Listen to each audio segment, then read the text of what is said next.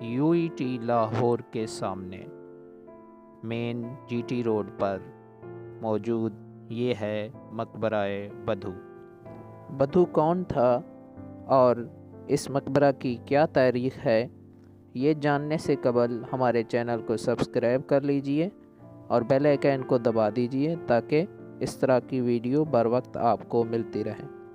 دوستو، بدھو سدھو کا بیٹا تھا جو سکھ مذہب سے تعلق رکھنے والا ایک کمہار تھا اور اس مقام پر اس کا بٹھا تھا۔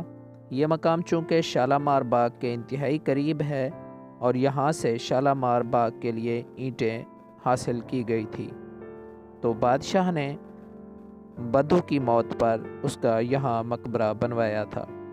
تاہم دوستو، لاہور کے دیگر مقبروں کی طرح یہ بھی متنازع مقبرہ ہے۔ حتمی طور پر یہ نہیں کہا جا سکتا یہ بدھو ہی کا مقبرہ ہے۔ شیخ عبدالحق کے متعلق بھی کہا جاتا ہے کہ یہ ان کا مقبرہ ہے، اور کچھ مورخین کے مطابق یہ عبدالملک دوران خان کا مقبرہ ہے۔ اس مقبرے کے اندر 2 قبریں ہیں، ایک اس عبدالملک دوران خان کی ہے اور ایک اس کی بیوی کی ہے۔ یہ مقبرہ محکمہ آثار قدیمہ کے زیر انتظام ہے۔ جب یہاں ہم پہنچے تو مالی یہاں پر کام کر رہے تھے۔